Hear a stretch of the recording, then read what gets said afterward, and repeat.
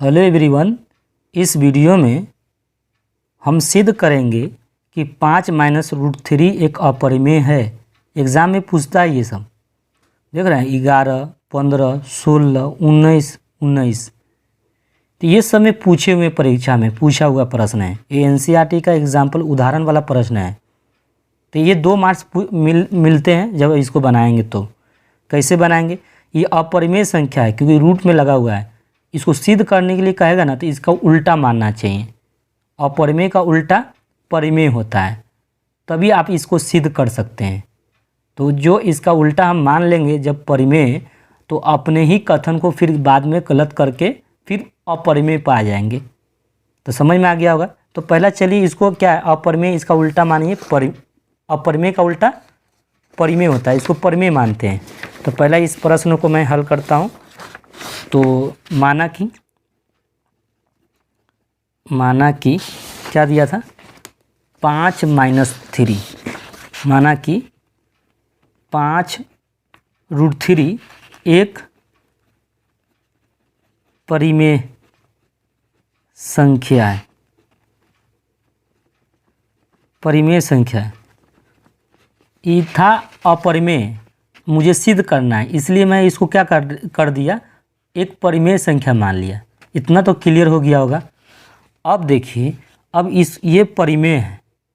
अब परिमेय ये है कि नहीं, अब इसको हम कैसे लिख सकते, अब लिखिएगा, अब 5 - √3 बराबर a/b लिख सकते हैं। कैसे लिख सकते हैं भाई बताइए। देखिए हम बताते हैं, इसको परिमेय कह सकते हैं कि नहीं, मान लिए हैं तो ये परिमेय है। अब परिमेय को क्या लिख सकते हैं, a/b लिख सकते हैं कि नहीं, क्योंकि ये भी तो परिमेय है। और परिमेय में देखिए जहाँ a और b क्या है, सअभाज्य संख्या है। ये सअभाज्य संख्या है, ठीक है। a और b क्या है, आपका सअभाज्य है। अब देखिए इसको सरल कर लेना है।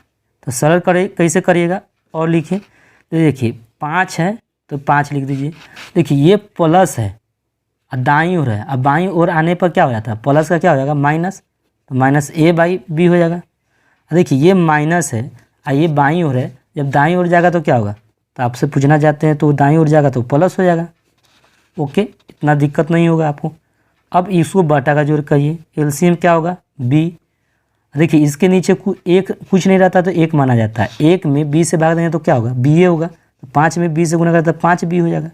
माइनस का माइनस, b से b कट कर, b को b कट कर देगा तो बच जाएगा 1। 1 में a से गुना करेंगे तो a हो जाएगा, बराबर √3। अब इसको लिख दीजिए इस तरह, √3 बराबर क्या लिख देंगे, 5b - a/b। देख रहे हैं ये अपरिमेय संख्या है, ये क्या है, परिमेय संख्या है कि नहीं। तो ये दोनों बराबर थोड़े हो सकता है, तो इम्पॉसिबल बात है भाई, इम्पॉसिबल है।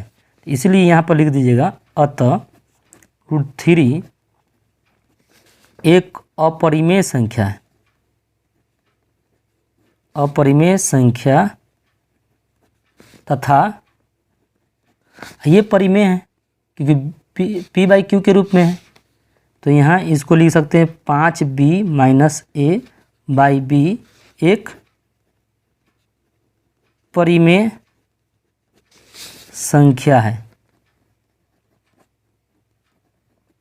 है जो इम्पॉसिबल हो जाएगा भाई। अपरिमेय और परिमेय दोनों बराबर कैसे हो जाएगा, तो इम्पॉसिबल ना हो जाएगा। जो लिख सकते हैं हिंदी में, जो असंभव, ये भी लिख सकते हैं, जो असंभव है, ठीक है। तो हमारा मानना गलत हो गया। तो हमारा मानना गलत है कि मानना गलत है कि 5 - √3 एक परिमेय है। बताइए, हम इसको परिमेय मान लिए थे तो ये हमारा मानना गलत हुआ कि नहीं।